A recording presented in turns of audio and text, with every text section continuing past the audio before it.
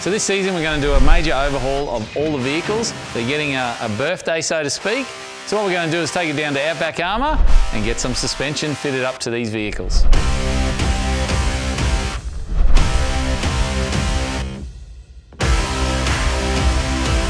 Outback Armour specialise in not only your four-wheel drive suspension for your retail everyday customer or your trade or fleet, we also have our armoured vehicle heritage, which is designing and manufacturing suspension capable for armoured personnel carriers in the Middle East. What we use is the design elements from those vehicles. We use the same body strut, we use the same welding design, we use the same features, we just valve it a lot heavier for those vehicles over here. So what you get over here, the body of it, the build, the design, is all essentially real world tested in military applications. There's no doubt about it, when you're going to head out off the beaten track, even just maybe a trip to Cape York, even if you're not going to go to the gnarly places, which, let's face it, sometimes we end up wanting to go to those places while we're up there.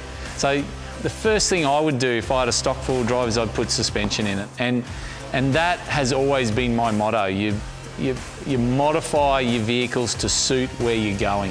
A four-wheel drive is a good instrument, a good piece of equipment to use off-road, but in standard form, it has its limitations. So why not improve on that by getting aftermarket suspension? Now you don't have to go silly like the 79, that thing's jacked to the eyeballs, but you can put something simple in, like a 2-inch lift. It'll take a bit of extra load, because let's face it, we carry everything, including the kitchen sink, when we go away on holidays. So the advantage of that is it will take that extra load. But the rough tracks up north, you know, you've got extra weight, you've got people in the car, you know, you want a better ride. You want to get that suspension travel so that your suspension works and not just hits the bump stops all the time. The cars are pretty wild. They're took the Don't Tell Jase took the 200 series for a strap the other day, and it was pretty cool. Back in blacks, you know, that's a whole new level. I really like what he's done with that one.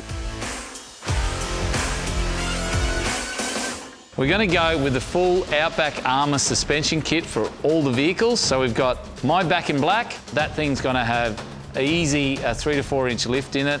It's not going to be too like the others, so it's got a fair lift in it. We're going to run 35s on it. Now the suspension going into that, it is a full coil, because it has, so standard they're leaf springs. Now Superior Engineering have put what's called a full coil weld-in suspension with wide track as well. So we're going to need a set of heavy duty coils to go in there, and we're going to need to control that with some heavy duty shock absorbers. We've got my 200. It's got a strut, A-arm, top A-arm, bottom A-arm, coilover strut in the front. At the back, it is a coil-sprung trailing rear end. So you've got to put some serious heavy-duty coils in the rear end of that. And there's going to be some shock absorbers to go in the back, just a standard shock. Those rear shock absorbers on the 200 are going to get what's called a coil assist shock absorber. So you've got the MUX, which is a really light vehicle, so having adjustability in the front is good. That is a coilover strut. In the rear, it is a trailing arm rear end, so it has coils. And then of course, that big orange shock absorber. We got Simon's D-Max. It's got to haul a fair bit of gear, so it's got a leaf spring rear. There's a big set of leaf packs going in the back there with military spec wraparound leaf. So what that does is you've got the main sort of eye of that leaf. Now, if that were to fail, the two underleafs, which wrap around that eye a little bit, they can actually support the load. One of the cool little features of these Outback Armour shocks is not only the colour, I do like the colour, but Simon is really going to enjoy this. They're fully adjustable. Now, what I mean by that is you take this little cover off like that.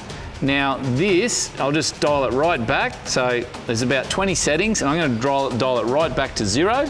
And then from there, I'm going to go all the way up. So that's full 20 settings, and then I'm going to dial it back 1, 2, 3, 4, 5. So that's 5 settings. So that sets it at about 15.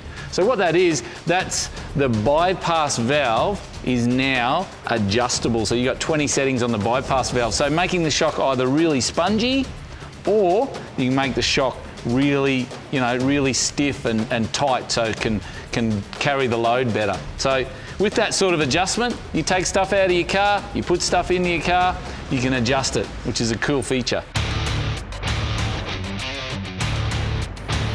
One of the key things for us here at Outback Armour, and something that we worked a long time on each of these vehicles, was making sure we just didn't use an out-of-the-box solution for these trucks. We had to really look at the weight, look at the way, where and when he was driving. Is he putting the load in constantly? Is he taking it in and out? And that's how we've come up with the setup for these vehicles, and that's what we do. It's all about making sure that we get the right suspension for your load and application and how you want to drive your vehicle.